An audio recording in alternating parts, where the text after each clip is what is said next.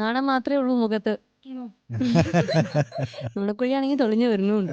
നന്നായിട്ട് നുണ പറയോ? ഒരു സൈഡേ ഉള്ളൂ, പകുതി തവണ പറയുള്ളൂ തോന്നുന്നു. അതെ, ഒരു സൈഡേ ഉള്ളൂ. ആരെ കോസ്റ്റ്യൂം സെലക്ഷൻ ആരെയാണ്? കോസ്റ്റ്യൂം ഞാൻ സെലക്ട് ചെയ്ത. ആ കടയുണ്ടല്ലോ നമുക്ക് വിധവിധമായിട്ട് എടുക്കാൻ വേണമെങ്കിൽ അല്ലേ? അവനോന്റെ കടയിൽ ആ സാരിയാ കണ്ടോ? റീനയുടെ ഏറ്റവും വലിയ ഞാനിപ്പോ സത്യസന്ധത മനസ്സിലായില്ലേ, നോണ പറയില്ല. ഷോപ്പിൽ വാങ്ങിയതല്ല, എടുത്തതല്ല. ഈ വഴിയോരത്തൊക്കെ ഇരുന്ന് പെൺപിള്ളേരൊക്കെ നടന്നു പോകുമ്പോൾ കമൻ്റ് അടിക്കുന്നത്, ഇതിനെപ്പറ്റി പല വിഭിന്ന അഭിപ്രായങ്ങളാണുള്ളത്. അത് കുഴപ്പമില്ല എന്ന് പറയുന്ന ഒരു വിഭാഗമുണ്ട്, അല്ലല്ല അത് കംപ്ലീറ്റ് ഇത് എടുത്തു കളയേണ്ട ഒരു കാര്യമാണെന്ന് പറയുന്നവരുണ്ട്. അപ്പോൾ ഈ ഒരു ടീനേജ് അവസ്ഥ കഴിഞ്ഞ് വന്ന ഒരു അമ്മ എന്നുള്ള നിലയിൽ ഇപ്പോൾ അതിനെക്കുറിച്ച് എങ്ങനെയാണ് നോക്കിക്കാണുന്നത്? എന്താണ് റീനയുടെ അഭിപ്രായം? ചെറിയ തോതിലുള്ള കമന്റ് അടിയൊക്കെ എനിക്ക് തോന്നുന്നു എല്ലാവരും ആസ്വദിക്കണ ഒന്നായിരിക്കും. പക്ഷേ നമ്മൾ ഒത്തിരി കോൺഫിഡൻ്റ് ആയിട്ട് നല്ല ഡ്രസ്സൊക്കെ ഇട്ട് ഇങ്ങനെ പോകുമ്പോൾ ആരെങ്കിലും നമ്മൾ നോക്കണമെന്ന് പറയുമ്പോൾ യു ഫീൽ പ്രൗഡ്. എൻ്റെ കാര്യം ഐ ഫീൽ പ്രൗഡ്. സോ എൻ്റെ മകളും അതുപോലെ ഡ്രസ്സൊക്കെ ചെയ്തു. It's to a certain limit കേട്ടോ. ലിമിറ്റ് കഴിഞ്ഞുള്ള ഒരു കമന്റ് അടി എന്ന് പറയുമ്പോൾ ദാറ്റ് ഷുഡ് ബി റിസ്ട്രിക്റ്റഡ് ആയിട്ട്. തിരിച്ച് കമന്റ് അടിച്ചിട്ടുണ്ടോ? ഞാൻ ആരായിട്ടും വഴക്കിടാൻ പോകാറില്ല. എല്ലാവരായിട്ടും കൂട്ടായതുകൊണ്ട് ഒരു ലിമിറ്റ് വെച്ച് എല്ലാവരും കൂട്ടാകുമ്പോഴല്ലേ കമന്റ് അടിക്കാൻ എളുപ്പം. അപ്പോൾ ഒരു ലിമിറ്റ് വെച്ച് കമന്റ് ചെയ്യുള്ളൂ. ഞാൻ പറയും ചേട്ടാ ചതിക്കല്ലേ, കല്യാണം ഫിക്സ് ചെയ്തിരിക്കുക. ഞാൻ പ്രീ ഡിഗ്രിക്ക് പഠിക്കുമ്പോൾ തന്നെ ഫസ്റ്റ് ഇയർ ആയപ്പോൾ തന്നെ എൻ്റെ എൻഗേജ്മെന്റ് കഴിഞ്ഞിരുന്നു. സെക്കൻഡ് ഇയർ ആയപ്പോഴത്തേക്കും ഇദ്ദേഹം വന്നെന്നെ കെട്ടിക്കൊണ്ട് പോയി. അപ്പൊ ആർക്കും കൂടുതൽ കമന്റ് അടിക്കാൻ കൊടുത്തിട്ടില്ല. കല്യാണം കഴിച്ചേ 18 വയസ്സ് കല്യാണം കഴിഞ്ഞ് വീട്ടിൽ വന്നിട്ട് തികഞ്ഞു. 2 കുട്ടികളുടെ അമ്മയാണെന്നുള്ള എപ്പോഴും അങ്ങനെ പലർക്കും തോന്നില്ല. ആ ഒരു ക്രെഡിറ്റ് പുള്ളിക്കാരന് കൊടുക്കണം കേട്ടോ. ആണോ? തീർച്ചയായിട്ടും. റീന തന്നെ പറഞ്ഞ കമന്റ് ആയതുകൊണ്ട് ഒരു സർട്ടൻ ലിമിറ്റ് വരെ ഈവ് ടീസിങ് അല്ലെങ്കിൽ പൂവാലന്മാരെ നമ്മൾ പറയുന്നത് ചെറുതായിട്ടൊക്കെ ഓക്കെ. ചേച്ചി അടിപൊളിയാണ് കേട്ടോ എന്ന് പറയുന്നത് നമ്മളെല്ലാവരും ആസ്വദിക്കുന്നുണ്ട്, സത്യമാണ്. അപ്പൊ റീനയും മോളും കൂടെ റോട്ടിൽ നടക്കുകയാണ്. ഇതേപോലെ കമന്റ് തന്നെ മോളെ പാസ് ചെയ്താൽ റീന ഇപ്പൊ പറഞ്ഞ സ്റ്റാൻഡ് തന്നെ ആയിരിക്കും അപ്പോഴും. ഞാനപ്പോ പറയും എടി നിന്നെയാണോ അല്ല എന്നെയാണോ ഫസ്റ്റ് അതാ ചോദിക്കുക. എന്നിട്ട് പിന്നെ ബാക്കി കമന്റിനെ പറ്റി ഞങ്ങൾ തമ്മിൽ ഡിസ്കസ് ചെയ്യും. ഇതിനെ കുറിച്ച് തന്നെ മോൾക്ക് എന്താ പറയാനുള്ളതെന്ന് നമുക്ക് നോക്കാം. മോള് കേട്ടല്ലോ അല്ലെ അമ്മ പറഞ്ഞത്. ഇനി അഥവാ കമന്റ് അടിച്ചാൽ മോള് ചോദിക്കുക, അമ്മ മോളോട് ചോദിക്കത്രേ, മോളെ നിന്നെയാണോ എന്നെയാണോ കമന്റ് അടിച്ചത്? ഇങ്ങനെ അമ്മ ചോദിച്ചാൽ മോൾ എങ്ങനെയായിരിക്കും ഉത്തരം പറയാ? കാറും മമ്മിനെ അടിക്കാനേ സാധ്യതയുള്ളൂ. ഏറ്റവും കൂടുതൽ ഇറിറ്റേറ്റ് ചെയ്തിട്ടുള്ള കമന്റ് എന്താണ്? ഒരിക്കൽ എൻ്റെ മോളായിട്ട് ഞാൻ ഡാൻസ് കോമ്പറ്റീഷന് പോയി. അപ്പോൾ അവൾ ഡ്രസ്സ് ചെയ്ത് നിൽക്കുകയായിരുന്നു, പുറത്ത് ഡാൻസ് ഡ്രസ്സിൽ നിൽക്കുകയായിരുന്നു. അപ്പോൾ ഞാൻ അകത്തായിരുന്നു, അവളായിരുന്നു പുറത്ത് നിന്നിരുന്നത്. അപ്പോൾ 2 ചെറുക്കന്മാർ അതിൽ നടന്നു പോയപ്പോൾ ഇത് കൊള്ളാലോടെ ചരക്ക് എന്ന് പറഞ്ഞു. അതെനിക്ക് ഒത്തിരി ഫീൽ ചെയ്തു. കാരണം എൻ്റെ മോളപ്പോൾ 11 വയസ്സേ ഉള്ളൂ. ആ സമയത്ത് ആ കോസ്റ്റ്യൂമിൽ അവൾ അങ്ങനെ പറഞ്ഞപ്പോൾ എനിക്ക് ഭയങ്കരമായിട്ട് ഹേർട്ട് ചെയ്തു. മോളെ പറഞ്ഞപ്പോ? മോളെ പറഞ്ഞത്. എങ്ങനെ റിയാക്ട് ചെയ്തോ? Did you react to the comment? ഇല്ല, ഞാൻ പറഞ്ഞു അതിന് മാത്രം നീ വളർന്നോടാന്ന് ചോദിച്ചു. Very good. Anyways you are a very strong woman.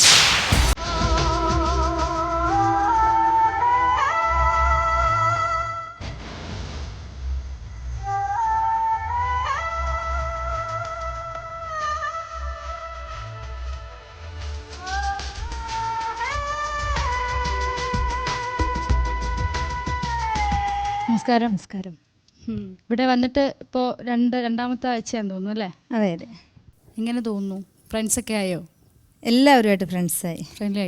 ഇപ്പോൾ ആർക്ക് കിട്ടണം? ഇപ്പോൾ ഇവരുടെ ഇടയിൽ നിൽക്കുമ്പോൾ ഈശ്വര എനിക്ക് കിട്ടണേന്ന് ഞാൻ ഒളിച്ചിരുന്നെങ്കിലും പ്രാർത്ഥിക്കാറില്ലേ? എനിക്ക് കിട്ടില്ലെന്ന് ഞാൻ ഒരിക്കലും വിശ്വസിക്കുന്നില്ല. അന്ന് പാട്ട് പാടിയല്ലോ, മോഡലാണ് ഞാനും ഡാൻസറാണ് ഞാനും. ഇന്നെന്താണ്? മോഡലാണല്ലേ? ഇന്ന് മോഡലാണ്. ഒരു സാരി പ്രീതിക്ക് ഭയങ്കരമായിട്ട് ഇഷ്ടമായി, ഹസ്ബൻഡിന് ഒട്ടും ഇഷ്ടമായില്ല.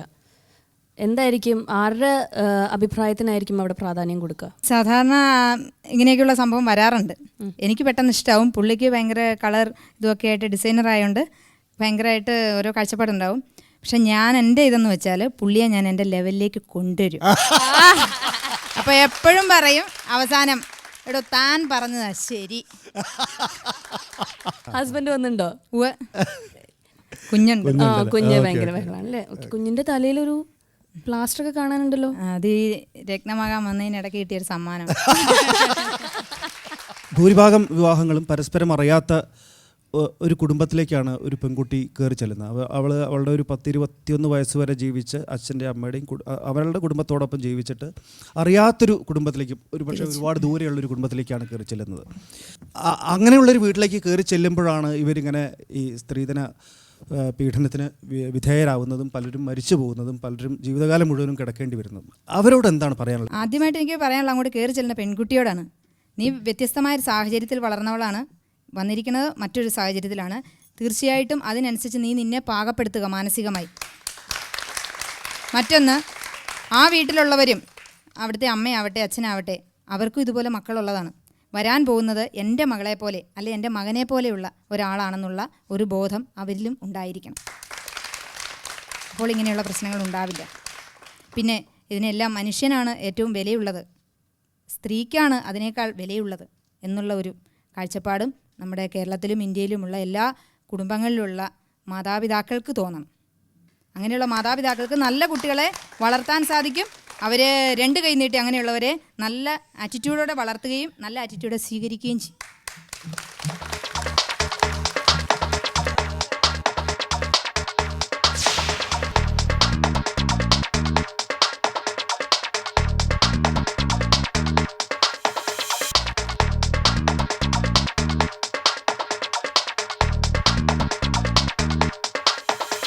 സന്ധ്യ, നല്ല സാരിയാണല്ലോ. Thank you. എക്സ്പ്ലെയിൻ ചെയ്യൂ, എങ്ങനെയാ പോയി എടുത്ത്? ആരൊക്കെ ഉണ്ടായിരുന്നു കൂടെ? ഞാനും ഹസ്ബൻഡും മാത്രമേ ഉണ്ടായിരുന്നുള്ളൂ. പിന്നെ ഹസ്ബൻഡിനും എനിക്ക് ഒരേ ചോയ്സാണ്, ഡാർക്ക് കളേഴ്സിനോടാണ് കൂടുതൽ ഇഷ്ടം. അപ്പോൾ അതുകൊണ്ട് ഹസ്ബൻഡിനും ഇപ്പോൾ പെട്ടെന്ന് പറയും ഇത് വളരെ റയറാണ്, അതുകൊണ്ട് ഇതെടുത്താൽ മതി എന്ന് എന്നോട് സജസ്റ്റ് ചെയ്തപ്പോൾ. അതെ അല്ലേ? അധികം സംസാരിക്കാത്ത പ്രകൃതക്കാരിയാന്ന് തോന്നുന്നു. ഞങ്ങൾ ഓർത്തഡോക്സ് ഫാമിലിയാണ്, വളരെ ഒതുങ്ങി അമ്മയുടെ ആ ഒരു ഇതിൽ സംരക്ഷണത്തിൽ വളർന്ന് ആ ഒരു ചുറ്റുപാടായതുകൊണ്ടായിരിക്കാം. സോഷ്യൽ ഡെവലപ്മെൻറ്റ്, സാമൂഹ്യമായിട്ടുള്ള ഡെവലപ്മെൻറ്റിന്, അതുപോലെ തന്നെ പൊളിറ്റിക്കൽ ഡെവലപ്മെൻറ്റിന്, എല്ലാത്തിനും സ്ത്രീക്ക് എന്താണ് സ്ത്രീയുടെ പങ്ക്? എന്തൊക്കെ സ്ത്രീക്ക് ചെയ്യാൻ കഴിയും? ഞാൻ ചോദിക്കുന്നത്, സ്ത്രീ അമ്മ എന്നുള്ള നിലയിലാണോ, അല്ലെങ്കിൽ ടീച്ചർ, അല്ലെങ്കിൽ പൊളിറ്റീഷ്യൻ, ഏത് നിലയിലാണ് ആ റോള് എടുക്കേണ്ടത്? ഏറ്റവും ആദ്യം അമ്മയാണ്. കാരണം അമ്മയിൽ നിന്നാണ് നമ്മൾ സ്ത്രീ എന്നുള്ള കണ്ടു തുടങ്ങേണ്ടത്. ശരിക്കും നമ്മുടെ വീട്ടിൽ നിന്നാണ്, നമ്മൾ അമ്മയിൽ നിന്നാണ് നമ്മളെല്ലാം പഠിക്കുന്നത്. അപ്പോൾ അമ്മയുടെ അടുത്ത് നമ്മൾ ആ നല്ല ഇതിൽ പോയി കഴിഞ്ഞാൽ നമ്മളെല്ലാം നല്ല ഇതിൽ തന്നെ നമ്മൾ പോവുള്ളൂ. Congratulations. Thank you, thank you.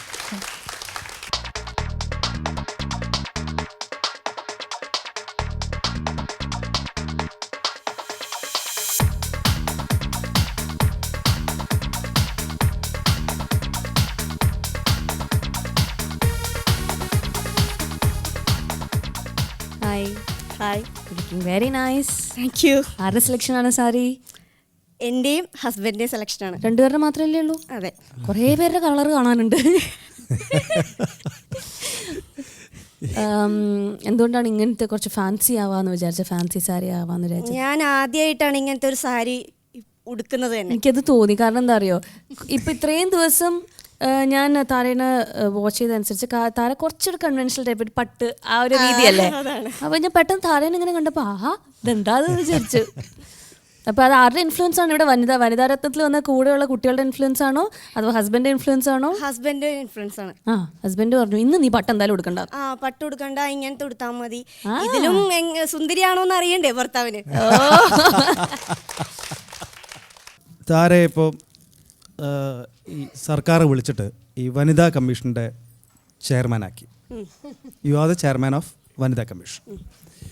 എന്തൊക്കെ മാറ്റങ്ങൾ വരുത്തണം എന്ന് സർക്കാരിനോട് പറയണം? നമുക്ക് നമ്മുടെ മനസ്സിൽ ഒരുപാട് ആശയങ്ങളുണ്ട്. എന്തൊക്കെയാണത്? സ്ത്രീധനം വാങ്ങുന്നത് അത് ആദ്യമേ തന്നെ ഉപേക്ഷിക്കുക. ഇത് മൊത്തം ഇപ്പോൾ എന്നോടായി പോയത്. വനിതാ കമ്മീഷൻ എനിക്ക് ആ സ്ഥാനം ഇരുന്നാലും ഞാൻ അത് കോളാക്കി കൊടുക്കും. ദയവ് ചെയ്ത് ആരും എന്നെ ഇതിൽ ഇരുത്തല്ലേ.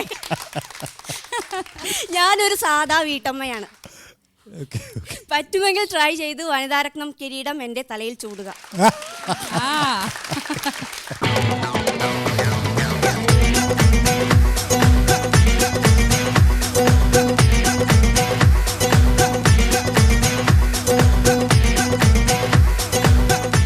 ഹായ് നിസ. Hi ma'am. നിസാറിന് മുമ്പ് റാമ്പിങ്ങിന് പോയിട്ടുണ്ടോ? ഇല്ല. ഇല്ല. പക്ഷെ ഭയങ്കര പ്രൊഫഷണൽ സ്റ്റൈലായിട്ടാ വന്നേ. അതെയോ? ആവണം എന്ന് ആഗ്രഹിച്ചിരുന്നു. എത്ര പ്രാവശ്യം നടന്നു കണ്ണാടിക്ക് മുന്നേ? ഇല്ല, നടന്നിട്ടില്ല. നടന്നില്ല. അതിന്റെ ആവശ്യത്തിന്റെ ഉള്ളിലുണ്ടായിരുന്നു, താളബോധം ഉള്ളത് കൊണ്ടായിരിക്കും. ഓ, സാരി ആരാണ് സെലക്ട് ചെയ്തത്? സരി ഞാൻ തന്നെയാണ് സെലക്ട് ചെയ്തത്. ആണോ?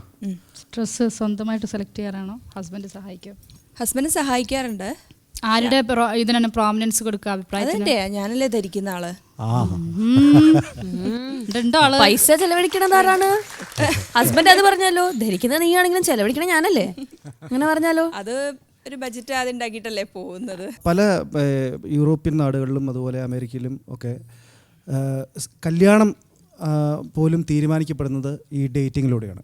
ഡേറ്റ് ചെയ്യുന്നു, ഒരു സ്ത്രീയും പുരുഷനും തമ്മിൽ കണ്ടുമുട്ടുന്നു, അവർ വീട്ടുകാരുടെ സമ്മതത്തോടെ തന്നെ പുറത്ത് പോകുന്നു, ആഹാരം കഴിക്കുന്നു. അങ്ങനെ അവരുടെ പരിചയം ഒരു 2-3 മാസങ്ങൾ പോയതിന് ശേഷം, അല്ലെങ്കിൽ 3-4 മാസങ്ങൾക്ക് ശേഷം, അല്ലെങ്കിൽ 1-2 കൊല്ലങ്ങൾക്ക് പോയതിന് ശേഷമാണ് അവർ ഈ വിവാഹം എന്ന് പറയുന്നൊരു ലെവലിലേക്ക് വരുന്നത്.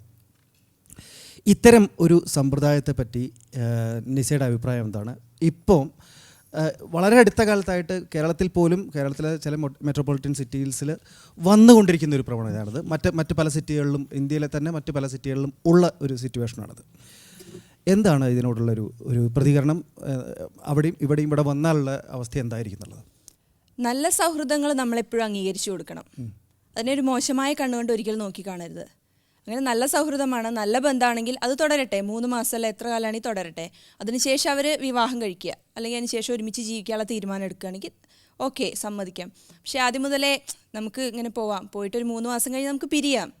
ഇത്രയായിട്ട് നമ്മളെ മടുക്കുകയാണ്. എനിക്ക് നിനക്ക് എന്നെ മടുത്തു, എന്നിട്ട് നമുക്ക് പിരിയാം. അതൊരു ഒരിക്കലും അംഗീകരിക്കാൻ പറ്റാത്തൊരു കാര്യമാണ്.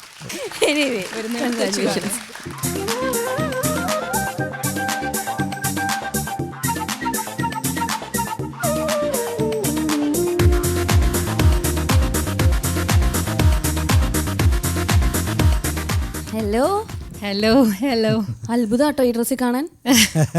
കഴിഞ്ഞ പ്രൊഫൈൽ ആ ഡാൻസും ബഹളമൊക്കെ കണ്ടപ്പോൾ ഞാൻ വിചാരിച്ചു വെക്കാണ് ജീൻസും ടോപ്പൊക്കെ ഇട്ടിട്ടായിരിക്കും. എന്താ ഈ വേഷം തിരഞ്ഞെടുത്തത്? എനിക്ക് വളരെ കംഫർട്ടബിളായിട്ട് എനിക്കിഷ്ടമുള്ള വേഷമാണിത്. പിന്നെ കംഫർട്ടബിളുമാണ്. പിന്നെ അതുപോലെ തന്നെ ഹസ്ബൻഡിനും ഏറ്റവും എന്നെ കാണാൻ ഇഷ്ടമുള്ള വേഷം വളരെ കേരളീയ രീതിയിൽ ഡ്രസ്സ് ചെയ്ത് കാണാനാണ് ഏറ്റവും ഇഷ്ടം. ഭ്രൂണഹത്യ എന്ന് പറയുന്നത് ഇപ്പം ഒരു സൗകര്യമാണത്. ഈ സ്കാൻ ചെയ്താൽ ഇന്ന കുട്ടിയാണെന്ന് കാണുകയും 3 ആഴ്ചയ്ക്കുള്ളിൽ തന്നെ ഇതിനെ വേണ്ടാന്ന് വെക്കുന്നതും വേണ്ടാന്ന് വെക്കുന്നതിനെ വളരെ ലൈറ്റായിട്ട് എടുക്കുന്ന ഭൂരിപക്ഷം ആൾക്കാരും അങ്ങനെയുള്ളവരാണ്. അതെ. എന്താണ് ദീപയ്ക്ക് അതിനെപ്പറ്റി?